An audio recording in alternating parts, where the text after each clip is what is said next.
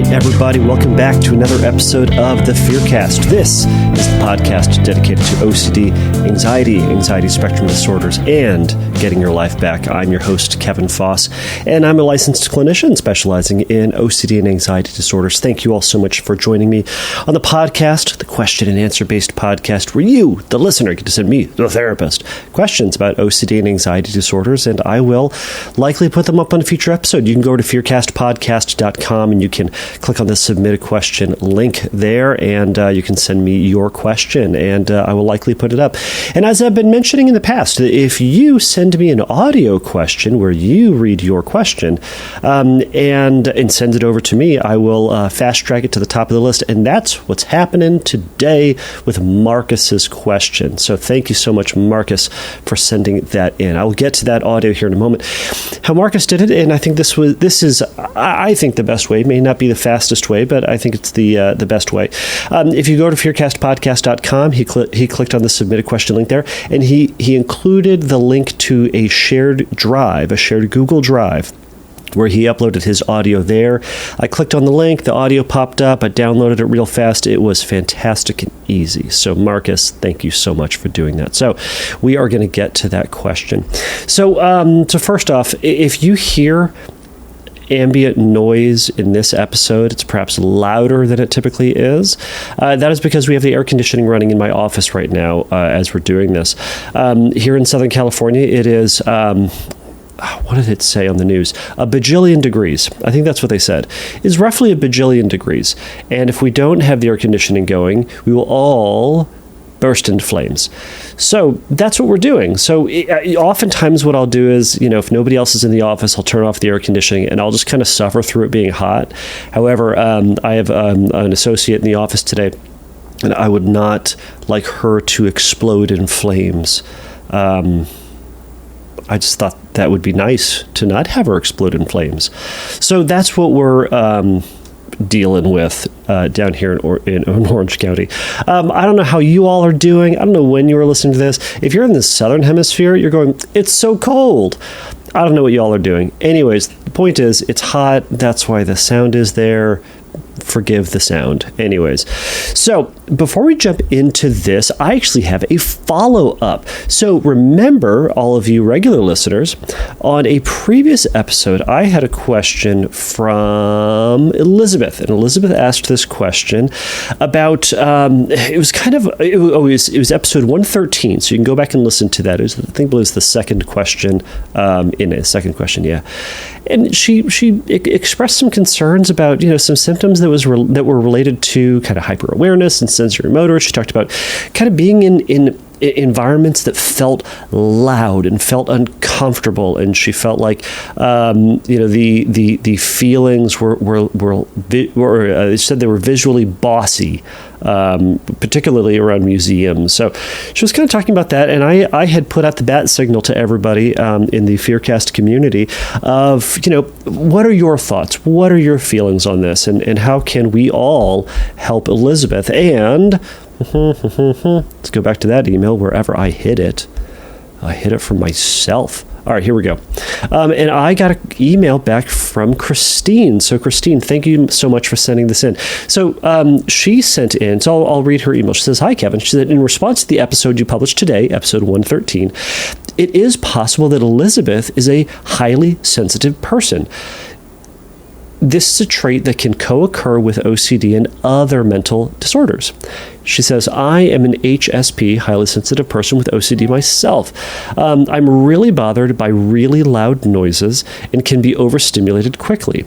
People experience it in different ways, but there are some common themes. Check it out." She says, Elaine Aaron has done a lot of work in this and has a good podcast called Unapologetically Sensitive. She says, "I hope this helps." Christine, I think this is actually going to be really helpful to a lot of folks. So I did a quick little Google search and found an article on highly sensitive persons, and I'll link it to the episode page. It's just kind of a simple breakdown from Psychology Today, and you can go check it out.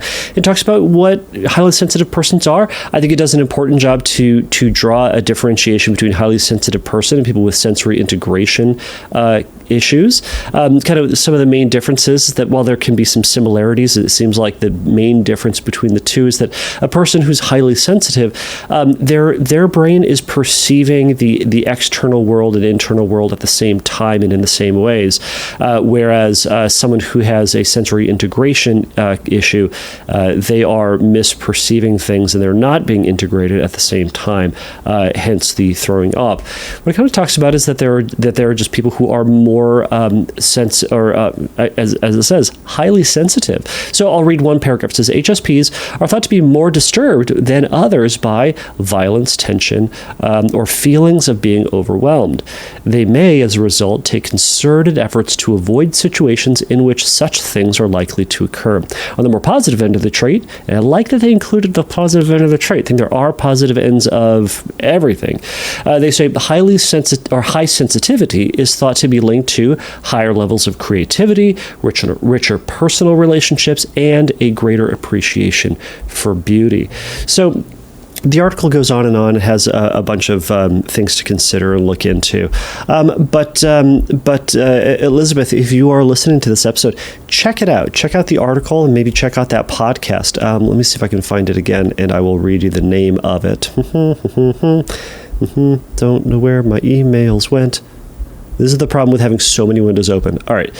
It is called Unapologetically Sensitive. I think it's a fantastic name. So check it out, Elizabeth, if that's going to be helpful for you. Anybody else, you may want to check that out as well. So, all right. Without further ado, I'm going to play Markus's question here, and then I'm going to yammer on a little bit about it on the tail end. So without further ado, again, here's Markus's question. Hi, Kevin. Just really quick, wanted to say thank you for creating this podcast. I'm glad that I was able to find it, and just wanted to say that you've been very helpful for me on my path to better OCD management. So here's my story, and if it sounds like I'm reading something off, it's because I am. Just wanted to make sure that I was able to tell the story with enough clarity. So I have lived with OCD for about 12 years now, and I recently started a new job as a bank teller. I started a few months ago. And just kind of addressing the audience too, I think most of us know what a bank teller is and what the responsibilities of a teller are, but just in case there isn't, the main responsibility of a teller is taking care of deposit and withdrawal transactions for customers that obviously want to move money to and from their accounts and so forth. Obviously, several people want to have checks cashed or cash deposited and so forth. And as a teller, it's my responsibility to make sure that the cash amount that I have in hand is what matches what it says on the check or what the customer requested to withdraw. My obsession in this is when someone is wanting to cash checks or deposit checks, I'm tempted to repeatedly and have repeatedly checked the cash amount in my hand an unnecessary amount of times. I'm usually able to break the cycle after about 4 or 5 counts. So as far as being able to be productive, I feel as though I can manage that, but it causes a lot of stress and spinning in my head that is very difficult to deal with, especially when the transaction is completed and I completed it without being 100% sure it was done right. I also stress about like mentally counting in my head, like making sure that my counting speed in my head is the same as me actually moving the cash in my hands to make sure it was counted just right and so forth. I also obsess about double checking the handwriting on checks to make sure that like our scanning software has read the check amount correctly rather than just checking it once and going forward with it. I think what I'm afraid of is kind of obvious, but what I'm afraid of is mishandling customers' money and also shorting my cash drawer or having an overage in my cash drawer, because that's in banking, that's a no-no.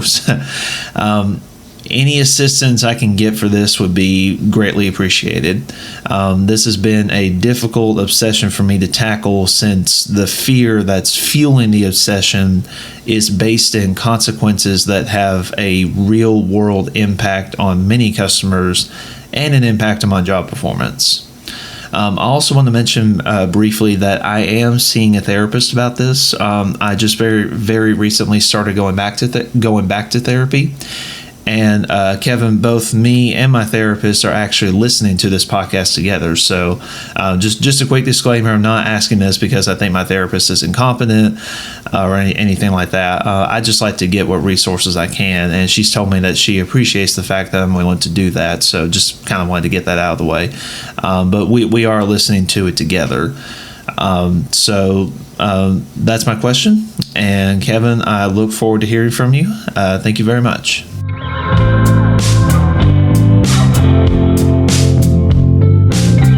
All right, Markus, thank you so much for sending that in. And again, I'll just say, I love these audio questions. It feels like the podcast is so much more personal.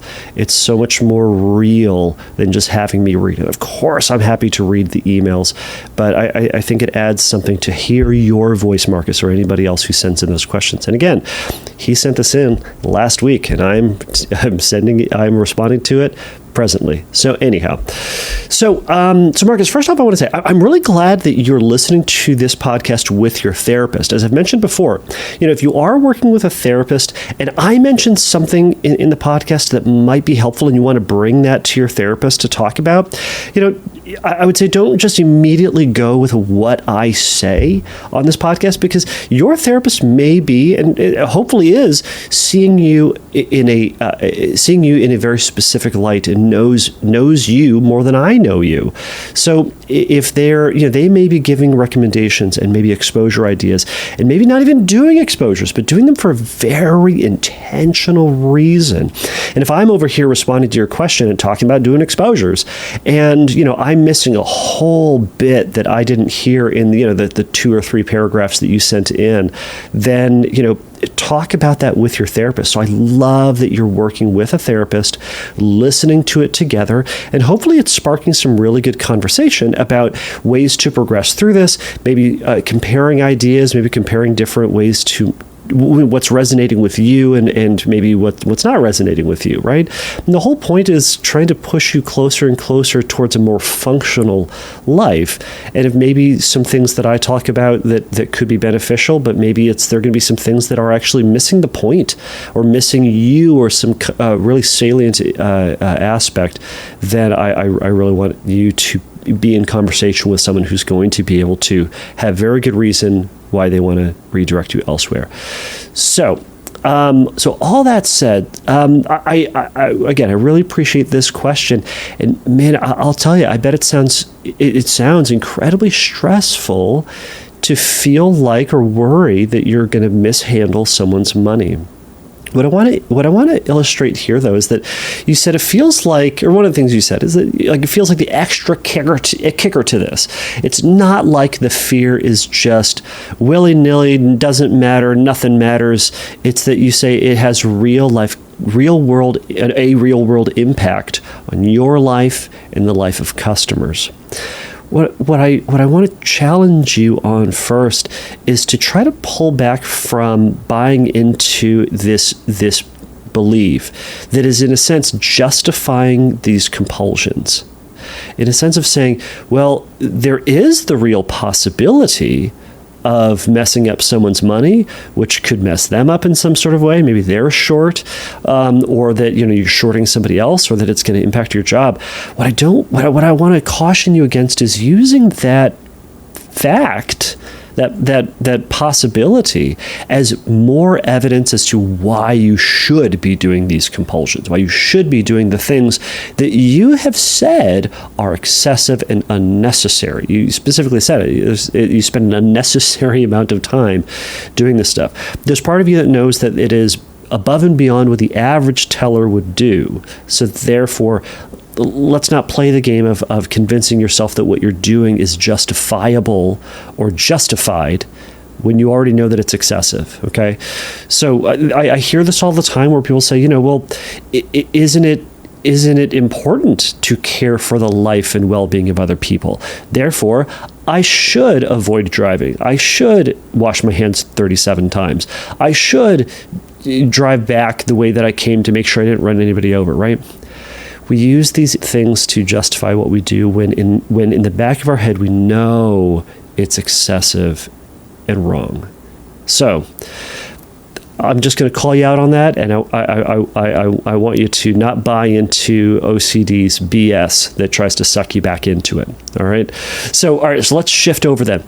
One of the things to think about in this, and actually, in terms of challenging this, if you are in the office with me, I'd really want to know, I recognize for every teller out there is that existential possibility that you're going to short them, mess up funds, mess up finances, and you could make an error, right? People make mistakes. Robots make mistakes too.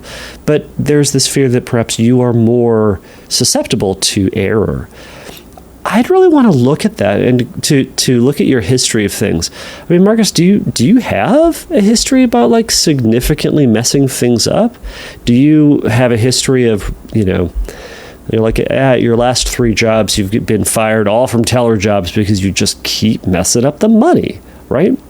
So is that part of a pattern that you have, or is that more of just this kind of this worry that you have? So that's one element. Because if there's a pattern, that's one thing. But if it's founded in nothing other than the possibility, that would be a different story. Now, by the way, I'll also say, people make mistakes. People make mistakes. So to that end, are you someone who's constantly making these mistakes? Or are you like everybody else, you make a mistake every now and again? Well, I'm willing to bet you're like everybody else who sometimes makes mistakes. How can you allow yourself to be this whole person, this realistic human that makes mistakes? As my mom always said, there's a reason that we have the word mistake. It's because we make them. I'm assuming that's what she meant by it. I've not asked her, but that's what I'm taking from it. Pretty sure I'm right. Anyways, the point is that you might make these mistakes, and if you have, that's great. So how do you incorporate that into kind of a normal range, as opposed to this perhaps doubtful belief that you make so many more mistakes than the average person, and that you are so much more susceptible to making errors? I think that might be something to challenge with your therapist if you haven't already. Lastly, I think I want to acknowledge then that as we make mistakes, things can work out, right? Even if we make mistakes, oftentimes our worst fear is unlikely to happen. If you short somebody, or if you short your drawer, in a sense, I'm willing to bet you're not the first person in your bank's history to have done this. I'd be interested to find out what their policies and procedures are if and when that happens. And I think that can certainly be reassurance seeking. I fully recognize that, but it's also information gathering, right?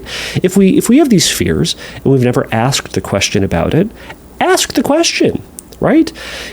So you can ask, hey, you know what? Sometimes I get worried about messing this up. Let's say I mess up. Not that I want to, not that I'm trying to, what's the procedure for that?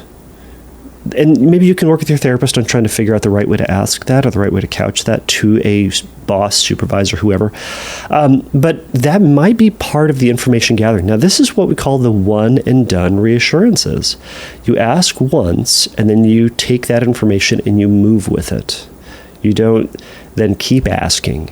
You don't keep ruminating. You don't double check. You don't go up to the night manager or the afternoon manager and go, hey, Jeff in the morning said this. Is that right? No, we're going with what Jeff said, whoever Jeff is, that person.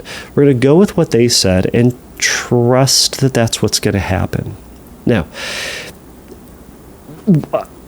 ultimately with this is that what I'm hearing is that we have to be, that you're going to have to be open to making mistakes. There are certainly some exposures that I think might be helpful for you, but I think an ACT component and an open to the present experience and seeing what's going to come is going to be the best approach here, right? Because, I don't want you to intentionally mess up the drawer, intentionally mess up somebody's account, but I and your therapist and you need you to be open to making a mistake, right? That's where we all are when we're doing things, is that, sometimes we make mistakes, right? Again, that's why the word exists. So we're going to be open to that mistake, which means, first, your exposures are going to be going to work, right? You're going to work. Every day is an exposure. Every transaction is. So you're going to be keenly aware of what your compulsions are. And then, if I was working with you, I'd slowly have you pull back on compulsions to a reasonable and a reasonable amount in comparison to your colleagues, your coworkers, right? You said you can't stop checking, like you're laying out all the money and you're doing that 4 or 5 times, right? Now, I'm sure some people appreciate it, but it's also time consuming, right? And you said you start getting into this spinning process.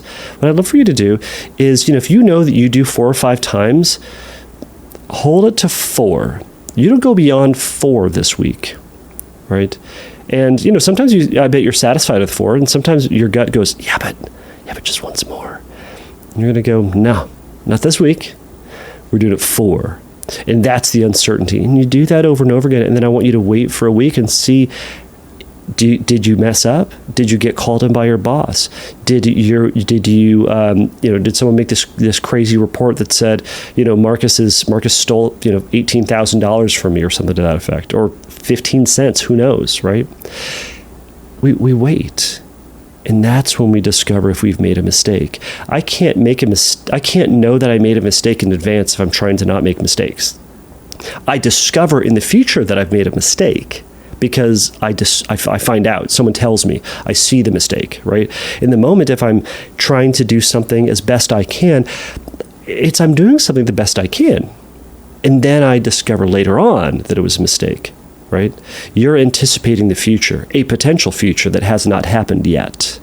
So what I want you to do is to resist that 5th and say, we'll find out, but I've got my next transaction, or I've got to, this is the end of my shift, or I'm going to go to lunch, right? And then we practice. You practice shifting your focus back to that next transaction, task, lunch, whatever. And you practice that shifting, and you wait, right? At the end of the day, you can even put a little note up there on your wall, next to your bed, whatever it is. Did I get fired today? Or not even that. Did you short someone's account? Did you short the drawer? And every day you're going to say, nope, I didn't. But I want you to note every day that you didn't. This sounds compulsive, right? But you're showing yourself that what you're afraid of didn't happen. It's not saying it will never happen. It says it didn't yet. But the yet is what we all sit in when something bad happens. Like I haven't become a paraplegic yet, right? I haven't killed and eaten my dog yet. Well, there's a lot of yets out there, right? But I haven't done those things yet. So you're going to start with 4, and then next week, after you discover that nothing happens, you're going to go down to 3, and then maybe you're going to go down to 2, and then maybe if you're willing to take the risk, you're only going to do 1. Right? That's scary stuff. Now, in the course of doing all this, by the way, and the same thing would occur with the handwriting, pulling back. You said you double check. Well, do the single check and then take the risk to not. But you can pull back on these compulsions ever so slowly and one at a time and thoughtfully and intentionally pulling back on them. And also taking that compassion that it's going to feel uncomfortable and you might be in your head, but you can practice that attention shifting. We've talked about that on previous episodes. Perhaps you and your therapist can talk about those things. And lastly,